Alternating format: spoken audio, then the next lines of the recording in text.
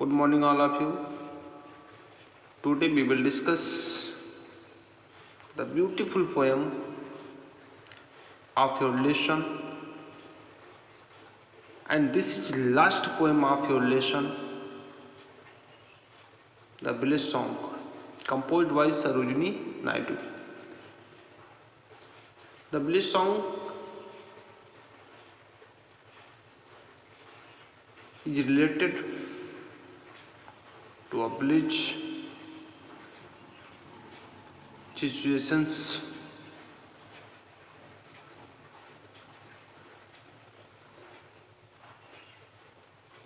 You know very well about Sarojini Naidu. There are some topics about poetess. She was very famous. Okay. Sarojini Naidu was born on 13 February 1879 in Hyderabad, India. She was born in Hyderabad in 1879. She completed her education in Chennai and her education was completed in Chennai, London and the famous Cambridge University. She was a poet, feminist and politician. She was famous politician and poetess among Indian people. She is known as Nightingale of India. This line is very important.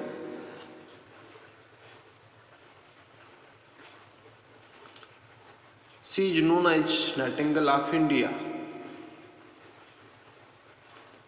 Her first collection of poems, The Golden Threshold, was published in 1905. In this collection, she wrote many poems, many thoughts,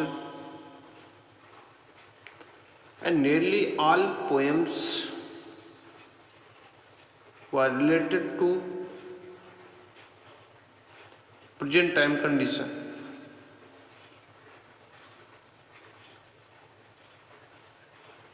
In 1925, Naidu presided over annual session of Indian National Congress.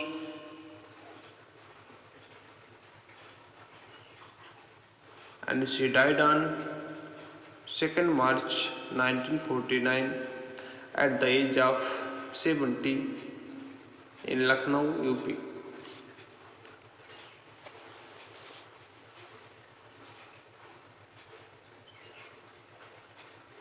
She took active part in Salt Satyagraha in 1930 and the Quiet Indian movement in 1942.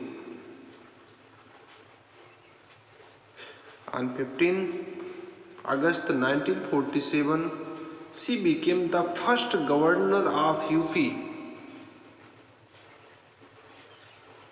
Note down the date. On 15 August 1947, she became the first governor of UP.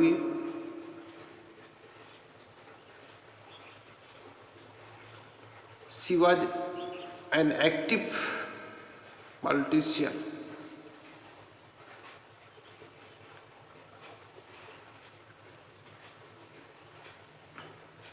She wrote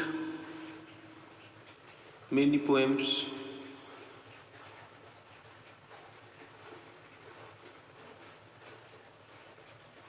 In her poem, reality was appeared by her thoughts.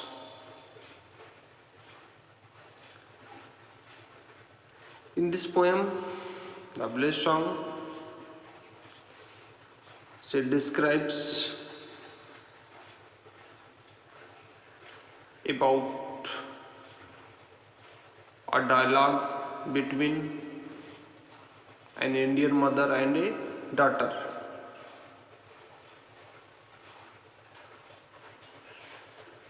The poem The Village Song is based on the theme of the dialogues between an Indian mother and her daughter.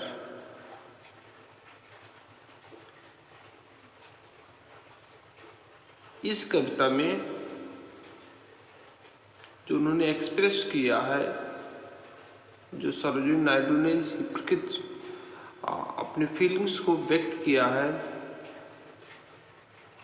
ये ऐसा dialogue है, ऐसा संवाद है जो एक भारतीय माँ और उसके पुत्री के बीच में होता है। अब एक भारतीय माँ मतलब यहाँ पे भारतीय माँ की इसलिए यहाँ पे इसने कंपैरिजन किया है कि एक जो माँ होती है, उस माँ का सपना होता है, उस माँ का ड्रीम्स होता है, खास करके पुत्री को लेके कि उसको शिक्षा प्रदान करे और किन प्रकार से किसी प्रकार से उसकी शादी करवा के उसको उसके घर विदा कर दे। ये एक माँ की, एक इंडियन माँ की सपना होता है। खास करके एक माँ के दिमाग में हमेशा एक प्रेशर होता है कि, और खास करके पुत्री के लिए, कि कब जिसकी शादी होगी, कब उसके पुत्री की शादी होगी, कब वो उसको अपने घर भेजेगी। ऐसी से तमाम प्रकार की समस्याएं एक माँ के लिए अपने पुत्री के प्रति होता है।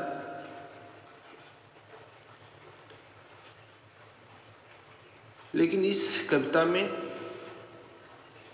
जो माँ और पुत्री के बीच में संवाद होता है, तो डायलॉग है कि वो माँ एक माँ है जो अपने पुत्री से आग्रह करती है। शादी का मंडप सजने वाला होता है, सब कुछ व्यवस्था हो जाती है,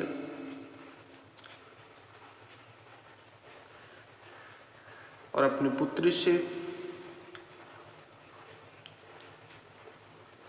तैयार होने के लिए बोलती है। लेकिन उसकी पुत्री इस प्रकृति के संदिग्ध में रह के, जो उसने नेचर को समझा था, जो उसने नेचर को जाना था, जो नेचर से उसने खुशियां प्राप्त की थी, उस खुशियों से बढ़कर उसके पुत्री को उसके जो आने वाले समय थे उसको ऐसा प्रतीत नहीं होता था। दैट मीन्स सिविलाइजेज महसूस करती थी, डॉटर रियलाइजेज उसकी पुत्री महसूस करती थी कि the real happiness is presented, the real happiness is present in nature. So her daughter decided not to marry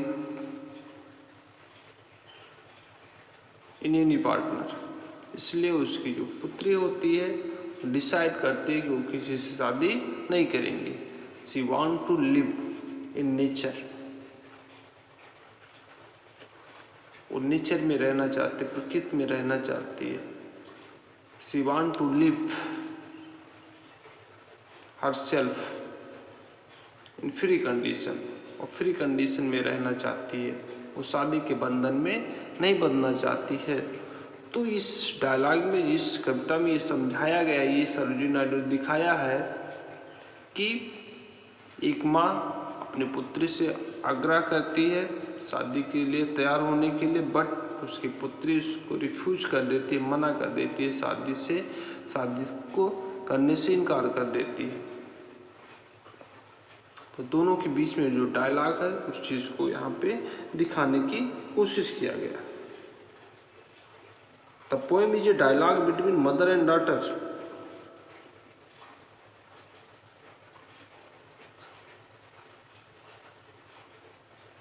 It is the voice of mother pleading for her daughter to wait for her betrothed to arrive. The poem is related of a mother who pleaded her daughter to ready for marriage, but the daughter refused, मना कर देती है for marriage, शादी से. Who wishes to run off to the forest and remain a child, जिसकी इच्छा होती है कि वो जंगल में जाए, रिमेन ए चाइल्ड, और एक बच्चे के समान प्रकृति की जो खुशियां हैं, जो झरनों की आवाज होती है, जो मधुरता होती है, उसको एक्सेप्ट करे, उसको ग्रहण करे. तो दोनों के बीच में जो डायलॉग दिखाया गया, इस चीज को हम लोग पोएम में समझेंगे. और ये समझाती, अपनी माँ को भी समझाती है कि nature provides the ever lasting beauty and satisfies all human curiosity and desire. Nature जो है हमें हर प्रकार की सुंदरता को प्रदान करती है. जो सुंदरता प्रकृति में है वो सुंदरता शायद हमें हमारे मैरिज लाइफ में नहीं मिलेगी. Mother wants her daughter to prepare for marriage, but the village maiden is not worried about all this, and she is unwillingly to share pleasures and pains of the materialistic world. कह रहे हैं कि mother जो है वो चाहती है कि वो अपने से वो उसकी पुत्री शादी के लिए तैयार हो जाए, लेकिन वो उसकी जो पुत्री है उसको शादी के बारे में चिंता नहीं है. वो अपने सुख दुख को इस भौतिकवादी संसार में नहीं बांट सकती है. अपने सुख दुख को, अपने प्लेजर्स को, अपने पेन को केवल नेचर में ही रह के उसके साथ जो है बांट सकती है. ये चीज अपनी माँ को समझाती है. She says that, कहती है, she is charmed by forest sounds, युवा जो है जंगल के आवाज द्वारा, जंगल के कोलाहल द्वारा जो है काफी आकर्षित होती है. अब जंगल में तमाम प्रकार के झरने होते हैं, वहाँ पे पक्षियों की आवाज होते हैं, तमाम प्रकार की चीजें होती हैं, तो उसके साउंड द्वारा वो काफी आकर्षित होती है. सो she prepared herself to go out to observe the beauty of nature. इसीलिए अपने आप को जंगल में जाने के लिए तैयार करती है और प्रकृति की सुंदरता को प्राप्त करना चाहती है. At last her child, her daughter departed from her mother. अंत में वो अपनी माँ को छोड़ के जंगल की ओर चली जाती है. That means she does not like materialistic world, और भौतिकवादी संसार, जो भौतिकवादी संसार है उसको जो पसंद नहीं करती है. She want to live in nature's beauty, वो प्रकृति की सुंदरता में रहना चाहती है. तो इस पोएम में ये जो डायलॉग है इसको कविता के माध्यम से सरजू नायडू ने डॉटर और एक माँ के संवाद को व्यक्त किया है. चलिए, come to the point. This is our first stanza. Honey child, whither are you going? Would you cast your jewels all to the breeze blowing?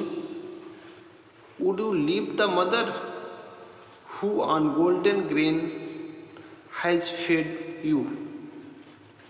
Would you grieve the lover who is riding forth to the wedding? Okay, यहाँ पे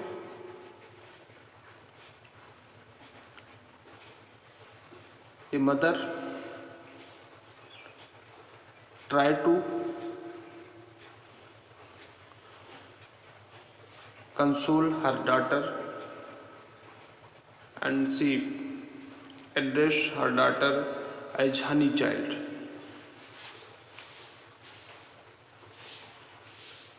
She says that, a sweet child, whither you are going? आप किधर जा रहे हो? मतलब ऐसे मौके पर जब उसकी पुत्री का मंडप सज चुका होता है, सब कुछ व्यवस्था हो चुकी होती है, जो भी शादी का प्रोग्राम होता है सब कुछ तैयार है, और ऐसे कंडीशन में वो घर छोड़कर जाने की बात करती है। तो उसकी माँ ने उससे पूछा, Whither are you going? आप किधर जा रहे हो? Would you cast your jewels? Cast means होता फेंकना, थ्रो, CAST नोट करें, CAST, कास्ट मीन्स होता है फेंकना, COST कास्ट मतलब होता है लागत, और CASTE कास्ट मतलब होता है जात। Note down, would you cast your jewels? क्या आप अपने आभूषण को फेंक दोगे? जो आपके लिए गहने बनवाए गए हैं, जो शादी के लिए आपके लिए गहने बनवाए गए, उन सभी को आप फेंक दोगे? टू द ब्रीजिंग ब्लोइंग, इस मंद मंद चलती हुई हवाओं के बीच में। कह रहे हैं क्या आप इस मंद मंद गति से, ब्रिज मतलब होता है the air which is blow very slowly, particularly in morning, विशेष करके सुबह में जो हवा चलती है धीरे धीरे, उसी को आप ब्रिज बोलते हो। Would you cast your jewels all to the breeze blowing? क्या आप इन बहती हुई वादियों में अपने ज्वेल्स को उतार कर फेंक दोगी? Would you leave the mother? क्या आप अपने उस माँ को छोड़ दोगे? Who on golden grain had fed you? Golden grain means क्या होता है? अब यहाँ पे सोने के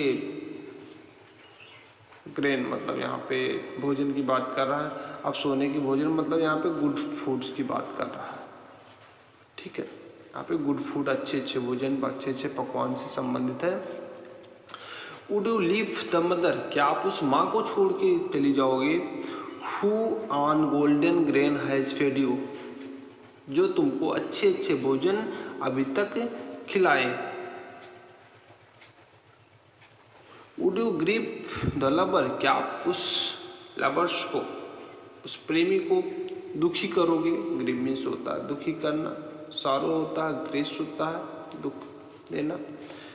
क्या आप उस लवर्स को, उस प्रेमी को आप दुखी करोगे? Who is riding forth to wed you? जो तुमसे सवारी पर बैठ के शादी करने के लिए आ रहा है। राइडिंग फोर्थ मतलब होता है कमिंग, आना जिसे बोल सकते हैं, ओके। कह रहे हैं कि आप उस लवर्स को दुखी करोगे जो तुमसे शादी करने के लिए घोड़ी पर बैठकर आ रहा है। दैट मीन्स यहाँ पे a mother try to console, try to stop her daughter to go for woods. Who is prepared herself to go for forest, to go for to go for the beauty of nature. Who does not want to marry in any person? She does not live in materialistic words, so she decided to leave all things, all materialistic things.